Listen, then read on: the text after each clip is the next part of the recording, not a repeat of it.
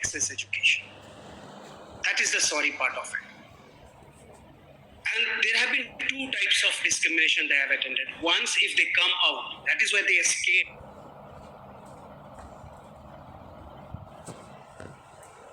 Joke.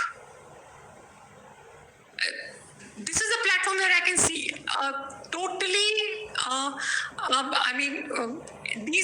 those things cannot be appreciated.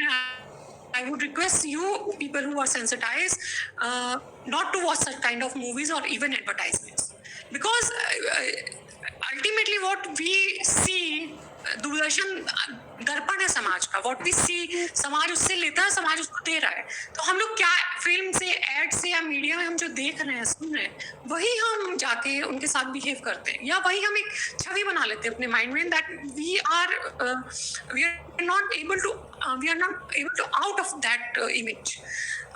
With these words, I would like to end. And there's one thing which I just wanted to add upon, is like the biggest lacuna in the system is nobody knows the real definition of transgender.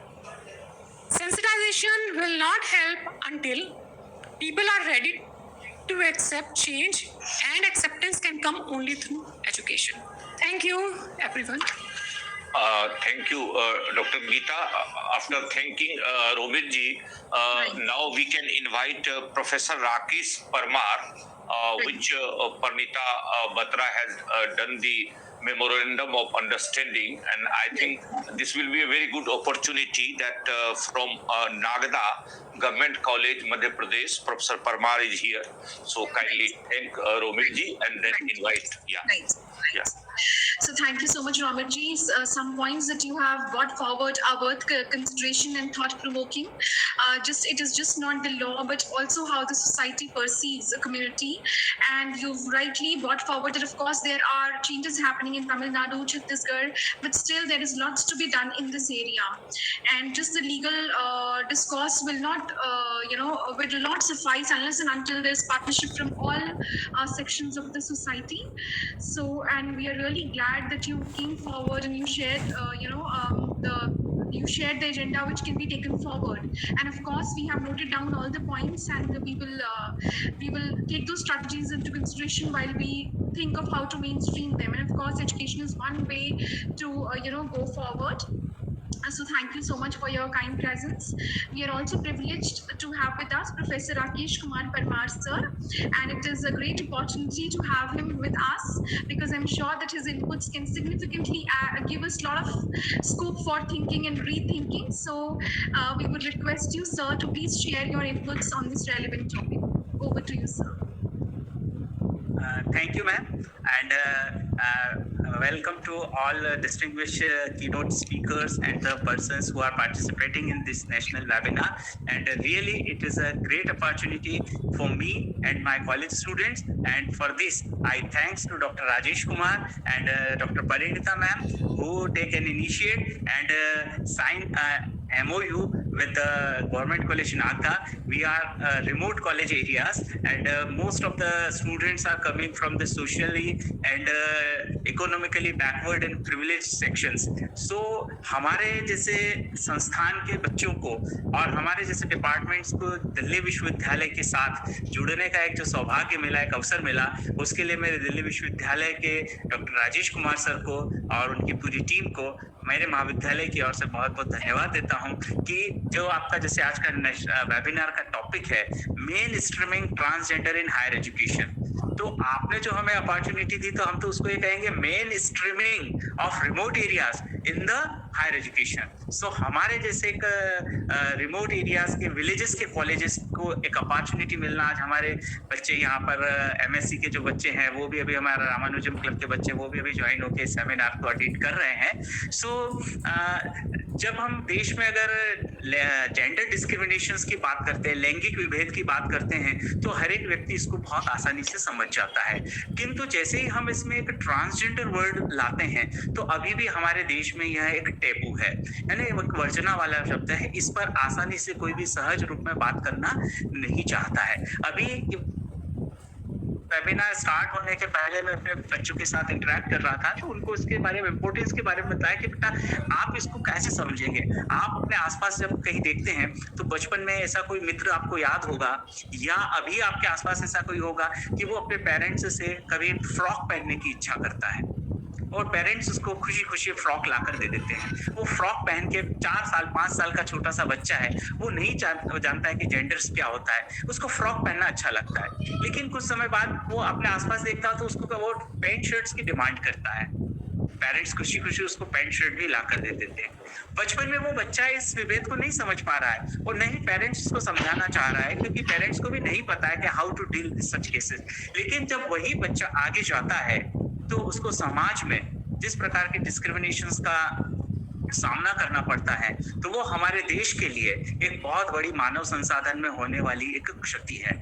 यदि हम बात करें आंकड़ों की, तो 2011 की जो जनसंख्या के गणना के जो आंकड़े भारत सरकार द्वारा जो जारी किए गए, उसके अनुसार 4,87,803 ट्रांसजेंडर पीपल्स जो कि 2011 की सेंसस में रजिस्टर्ड थे, और इनका जो लिटरेसी रेट था वो 57.06% था।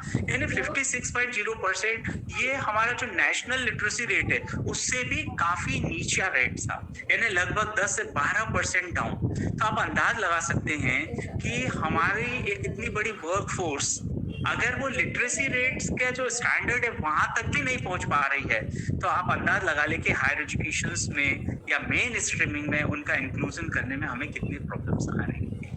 2011 की ही जनगणना के आंकड़े बताते हैं कि उस वर्ष 0 से 6 साल के एज ग्रुप में 54,854 childrens were registered as a transgender children's.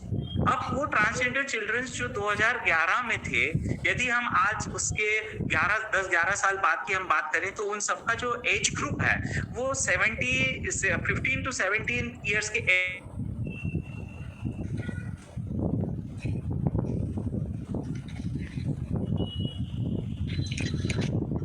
अभी हायर सेकेंडरी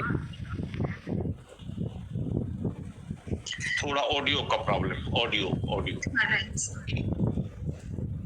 सर आप सर योर वॉइस हमें उनके बारे में दिखता है। इसका रीजन क्या है कि हम hello yes, am I audible? आ रही आवाज, आ रही yes sir, now you are Audible.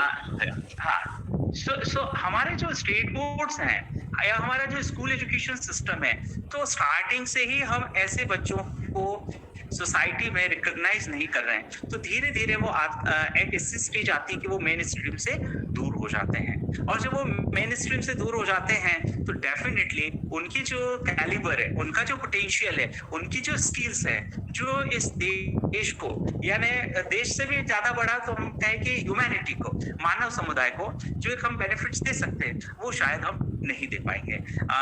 हमने 2019 का जो प्रोटेक्शन ऑफ राइट बिल्स जो पार्लियामेंट ने पास किया है, उसमें भी बहुत सारी कमी है, और इस बारे में डॉक्टर राजेश कुमार सर का बहुत अच्छा वर्क है, उन्होंने बहुत सारे पॉइंट्स इसमें आइडेंटिफाई किए हैं।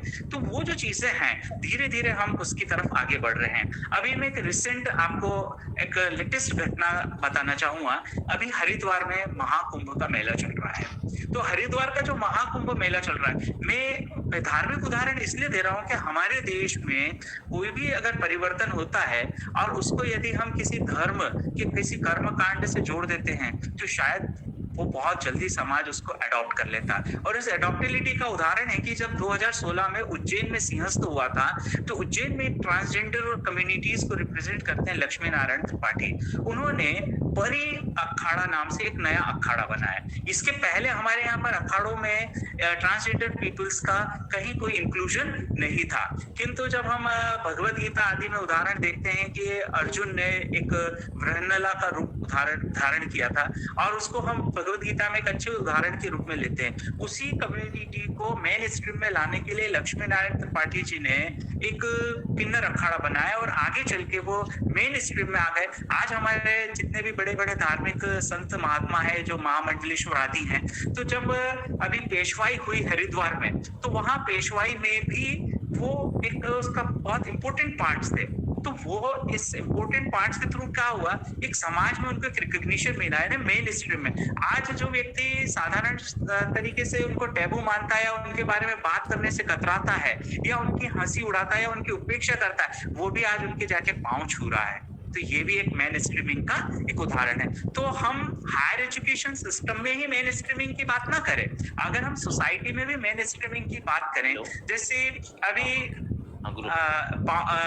सिक्योरिटीज की बात करें, पर्सनल सिक्योरिटी एजेंट्स के, हमने एक वर्ड सुना है बाउंसर, है ना? तो बड़े बड़े क्लब्स में या कोई ओकेजन्स होते हैं तो वहां पर हम पुरुष थैंक्स भी कर दूंगा। बहुत अच्छा बोली।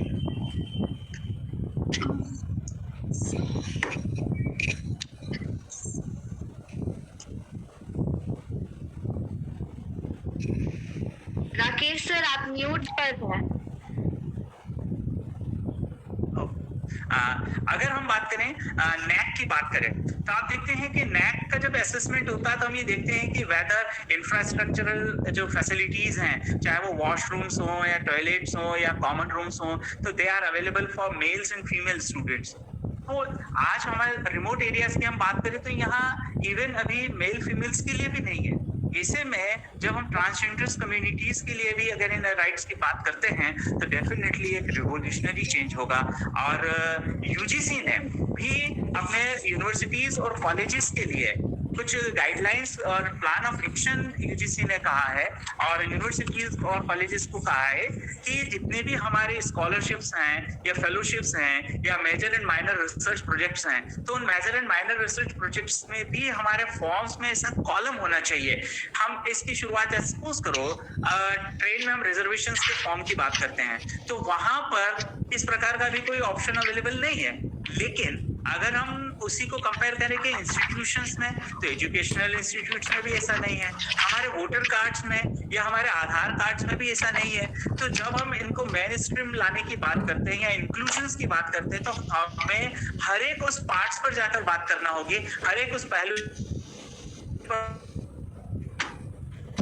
चाहे वो हमारे कार्ड्स हो, चाहे वो हमारा सरकारी फॉर्म्स वगैरह होते हैं, वहां पर भी हमें वो कॉलम बनाना होगा। यूजीसी यहाँ तक अपने डायरेक्शंस दिए हैं कि जिस प्रकार से नेट एग्जाम्स में हम SC, ST और PWD को एज को लेकर और क्वालिफिकेशंस क्राइटेरिया को लेकर, फीस आदि को लेकर अगर हम रिलैक्सेशंस देते हैं तो why not this relaxations for the transgender community.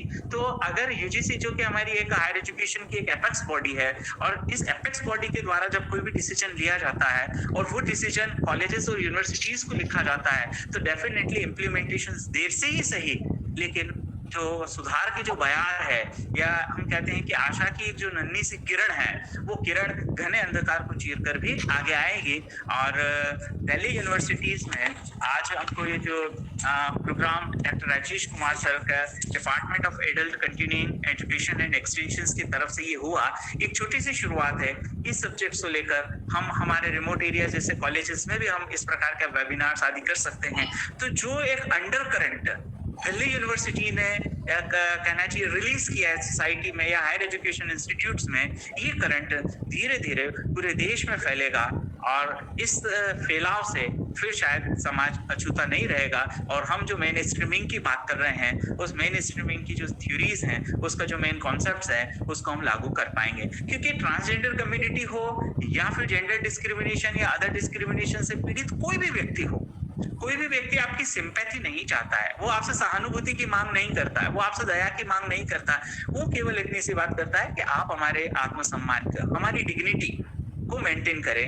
और कॉन्स्टिट्यूशंस ने हमें जो राइट टू इक्वालिटी प्रोवाइड की है, आप उसका सम्मान करें और कॉन्स्टिट्यूशन का सम्मान करें। तो दिल्ली यूनिवर्सिटी ने नेशनल वेबिनार्स में आज हमारे इस छोटे से कॉलेज को एक अपॉर्चुनिटी दी, उसके लिए मैं ऑर्गेनाइजर्स का बहुत ही कहना चाहिए हृदय से धन्यवाद देता हूं। और इन फ्यूचर्स भी हमारे स्टूडेंट्स को और हमारे इंस्टीट्यूट्स को इस प्रकार के जो कार्यक्रम होंगे उसमें भाग लेने का, तो हम भी इस मेन स्ट्रीमिंग का एक हिस्सा होंगे। और एक आंदोलन, एक मूवमेंट जो आप लोगों ने स्टार्ट किया है, वो मूवमेंट हर तरीके से मेन स्ट्रीमिंग में हमारी हेल्प करेगा।